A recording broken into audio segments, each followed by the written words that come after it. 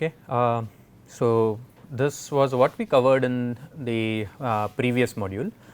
Before observability and controllability, we also talked about stability, and with respect to stability, it were the eigenvalues of the matrix A which determined the stability of the overall system. Okay. That is the asymptotic stability, of course. Okay. And we have used that concept later on also to determine stability of the observer. But before going to that, let us just recap some of the concepts about observability and controllability. So, if you have a state space model that is given over here, the idea of controllability is whether we can find the inputs u0, u1, u2 up to uk such that we can take the system from any arbitrary location to the origin in finite amount of time. Stabilizability would basically mean in infinite amount of time. Okay. The system is controllable if the controllable Gramian is full rank. WC is called the controllable Gramian. The other way for verifying the system is controllable or not is called the Hautus condition, which is the eigenvalue condition. Okay. What you do is, let us say if A is it is an nth order system, then A is an n by n matrix, which means A has n eigenvalues. Okay. For each of the eigenvalue, you calculate A minus lambda I comma B rank of that particular matrix. If the rank of that matrix is n for all eigenvalues of A, okay, then the system is controllable. Even for one eigenvalue, if that rank is not equal to n, then the system is uncontrollable. Okay. That is first point. Second point is, if a system is uncontrollable and the lambda for which the system becomes uncontrollable, if that lambda is less than 1, then at least the system is stabilizable. If not, then the system is not even stabilizable. Okay. That was what we have discussed about this. So, reachability, controllability, yeah. I am not distinguishing reachability, controllability, I am distinguishing controllability and stabilizability only. Okay. Yeah. So, the Gramian condition gives you two things. One is whether the system is controllable or not, and if the system is not controllable, then what are the controllable and uncontrollable subspaces. That is what the Gramian gives. Independently, Hautus condition gives two things. One is whether or not the system is controllable, which is the same as what Gramian gives, but if the system is not controllable, okay, then whether the system is stabilizable or not is what the Hautus condition would give. Okay. So, there are three different things, controllable or not. If it is not controllable, then what subspace is not controllable, and if it is not controllable, then is it at least stabilizable. What we have discussed in the class is 1 and 2 can be verified by the Gramian condition, 1 and 3 can be verified by the Hautus condition. Okay. That is what we have covered in the class. Same thing with respect to observability also. Okay. So, WO is the observability Gramian, and the condition for observability is very similar to the condition for controllability. Okay. And what does observability state is, we do not know the initial state x naught, okay, but we are collecting the measurements y naught, y1, y2 up to yk. From these measurements, is it possible to obtain x naught using the models and the measurement? That is the question that we are trying to ask. Okay. Typically, model states are significantly larger in dimension than the outputs. Okay. The example, a practical example that I had given you is, the state dimension is 88, the number of outputs were just 3 or 4. Okay. So, that is the typical case that you actually consider. So, can we actually figure out what the values of those 88 variables are based on just the output measurements of 3 or 4 variables, but in a dynamical sense. Okay. So, at time 0 we may not be able to figure it out, at time 1 we may not be able to figure it out, but in a finite amount of time can we figure it out or not. That is what observability asks. Talked about random variables with an example of rolling of a die, okay, and this rolling of the D, that is the dice roll, is a stochastic variable. which basically means it can take any value from 1 to 6, okay, and each of these values are equally likely. Because they are equally likely, we say that it takes from the uniform distribution. Okay. The stochastic variables are characterized using mean and variance, and we have been using pretty much, we have said that the noise term epsilon and nu are going to be 0 mean with a known variance. Okay. In general, if the variance is not known, variance also becomes a tuning parameter, just like your M, P, Q and R were tuning parameters in MPC. Likewise, R1 and R2 become tuning parameter for estimator. Okay. Usually we have a fair idea of what R1 and R2 are going to be. Okay. And then we talked about the differences between a stochastic variable and the realization of the stochastic variable. Okay. Once the realization is done, that particular value gets fixed, dk gets fixed after you pass the time k. Okay. Why? Because you have already rolled a die, that die came out to be 4, that is it, that is the realization of that particular stochastic process. Okay. Then we did not really discuss this probability distribution function, we have kind of skipped that, but we have really said that there are various different PDFs, and the one of interest to us is Gaussian or normal distribution, also known as the bell curve. Okay. We then talked about expectation. Expectation, intuitively it means expectation of anything is what value that particular thing is most likely to get. So, expectation of a stochastic process is its mean, expectation of d minus d bar squared, it is variance. Okay. So, that is what this means. Okay.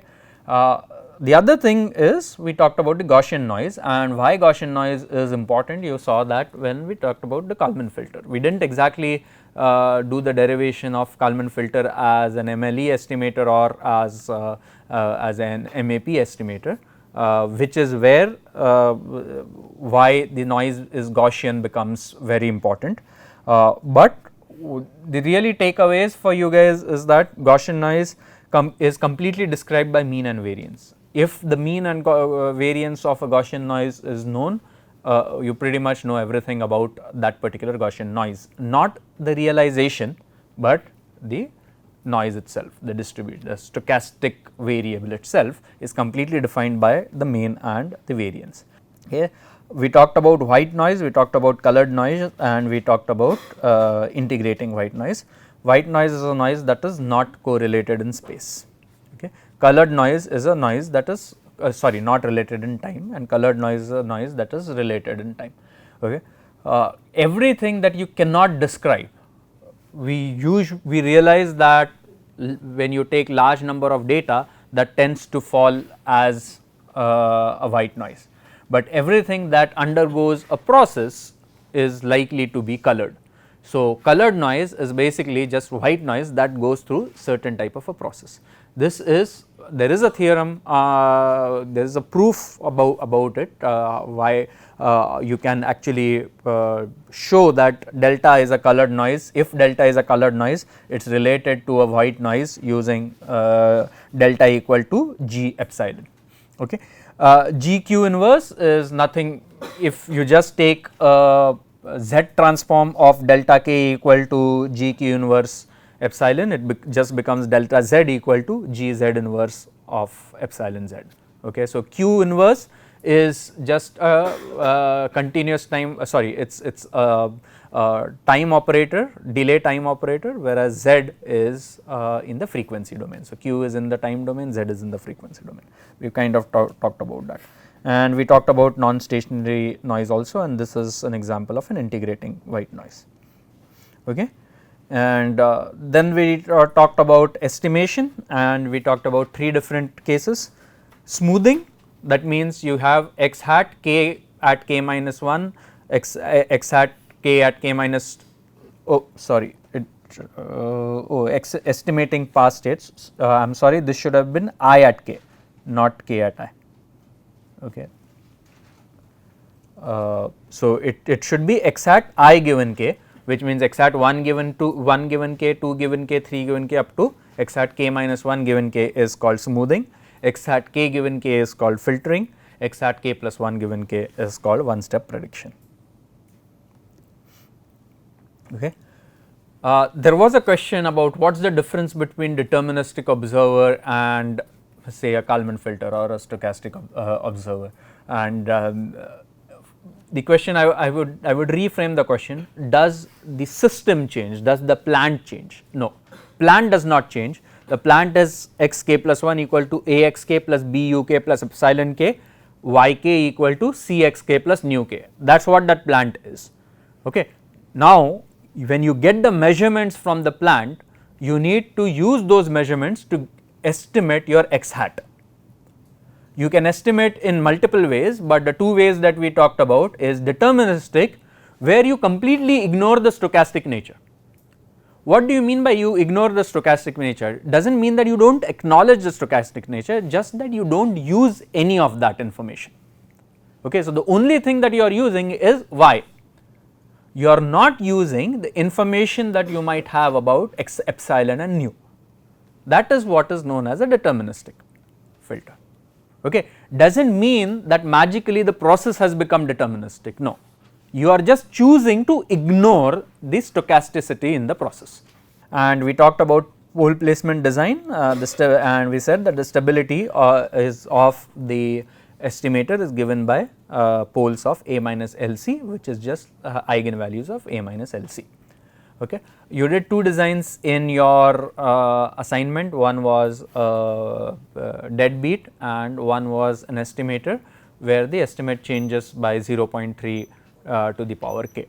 Okay. First part fairly simple, you just wrote the, or you should be writing the eigenvalue equation and equate finding L1 and L2 such that lambdas are all 0, that is the deadbeat. Okay. So, you can run the Kalman filter either in the filter mode or the one step predictor mode, they are not really different at all, it is basically one and the same. But if you really want to compare x k with x hat k, you should really be comparing x k with x hat k given k and not x hat k plus 1 given, not x hat k given k minus 1. Okay. So, I mean again you are free to compare anything, but a more meaningful comparison is x k with x hat k given k, because x hat k given k minus 1 means there is one more piece of information which you have not yet used. You can't compare x k with x hat k plus 1 given k, because x k is at time k and x hat k plus 1 given k is a prediction at the next time. So, that also you cannot compare. So, okay. Having said that, as far as control is concerned, x hat k plus 1 given k is a more natural choice, but again the choice is up to you, you can use either of the estimators. Okay. Yeah, you use a prediction equation, filter equation, and you can combine the two to get the one step predictor error equation that is given at the end. Okay. And then we did the derivation. Okay. We start with x naught k given x naught 0 given 0 and p 0 given 0. Okay. From x naught 0 given 0, we get the one step prediction x hat 1 given 0.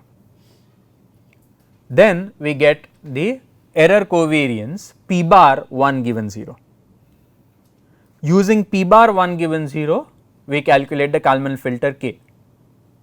Using the Kalman filter k, we do two things. We get x hat 1 given 1 and p 1 given 1. Repeat this over again the next time. Using x hat 1 given 1, you calculate x hat 2 given 1, you calculate p bar 2 given 1. X hat 2 given 1 and p bar 2 given 1 does not yet incorporate the measurement y2, right, that is why it is 2 given 1. Okay. Now, you want to correct by incorporating the measurement y2. For that, what do you need? You need the measurement y2 itself and you need the Kalman gain. Kalman gain is calculated as shown over here. Once the Kalman gain is calculated, you can use it to calculate error covariance matrix also. Okay. The Kalman gain will also be used along with the measurement to calculate x hat 2 given 2. We go to time 3, repeat that 3 given 2, p bar 3 given 2, k 3, p 3 given 3, x hat 3 given 3, 4 repeat, 5 repeat, 6 repeat. Okay. The interesting thing that you will see is that the error covariance equations and the Kalman filter equations, the equations in blue, do not have x, u, epsilon, y at all. They only have a, c, r1, r2, okay, and of course p hat 0 given 0, okay, nothing else is there. Okay. So, you do not need measurements, you do not need state variables to calculate your p bar, p and k. Okay. And that is the basis behind the question 2 in your assignment. You can independently calculate k infinity, p infinity, k bar infinity, p bar infinity. Okay. P infinity is error covariance p infinity given infinity. P bar infinity is error covariance, and again excuse the use of pedagogical liberty, p bar infinity plus 1 given infinity, it is one step prediction error, right. K infinity is nothing but the Kalman filter in the filter form, k bar infinity is Kalman filter in the predictor form, which is nothing but a multiplied by k. Okay. All of this we have kind of derived. Okay. How can you do this? Two options. One, you can get p bar and k bar using what is known as the algebraic Riccati equation, discrete algebraic Riccati equation. There is a continuous Riccati equation also. Once you get p bar, okay, you can then calculate k using the equation that is shown over here. Okay. You can calculate p using the equation that is shown over here. If you use the value of p and k to calculate k bar and p bar, you will get the same k bar and p bar as you get from the Riccati equation. Why? Because that means that the equation has converged, right. That is what convergence basically means, and this convergence is no difference from the convergence that we have talked about in numerical methods course in your undergrad second year. Okay. It is kind of the same thing, this the equations are different. Instead of talking about from Newton-Raphson and fixed point iteration method, we are talking about it from the Riccati equations perspective, that is all. Okay. Yeah, and this is the overall Riccati equation. So, let us say you will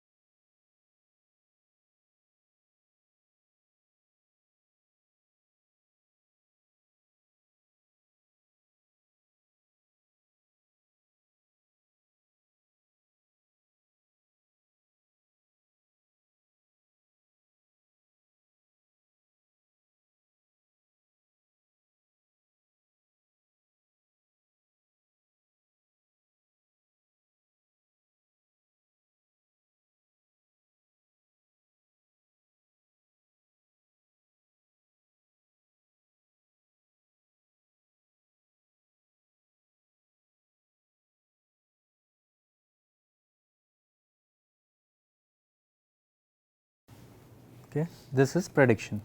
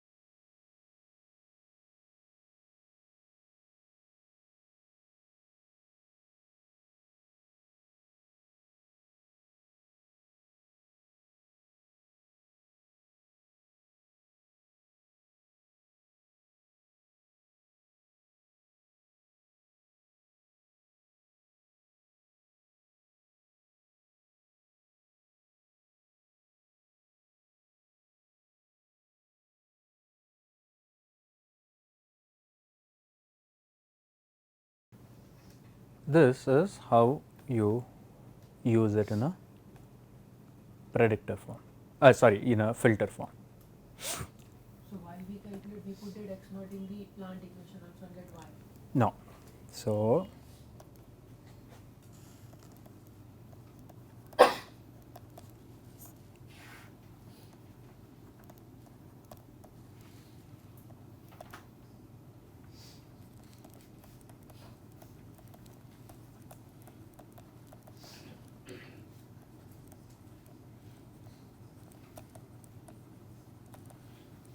it is the actual system that you try to control. Okay. Let us say it is a car traction, it is an actual car. If it is inverted pendulum, it is an actual inverted pendulum. If it is a chemical process, it is an actual chemical process. But in this course or in any theoretical thing, you do not have an access to that actual process. So, instead what you are going to do is you are going to use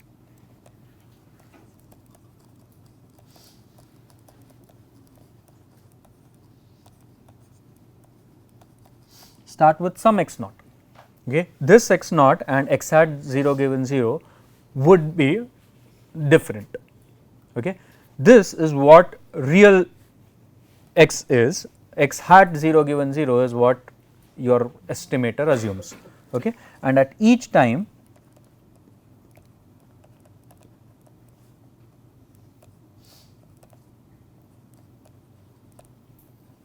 get a realization epsilon k and nu k from the Gaussian noise.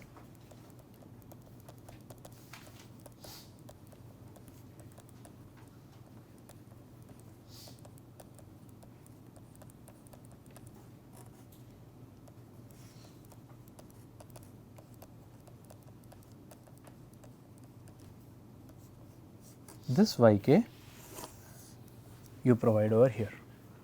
So, the plant and your model they will run in parallel.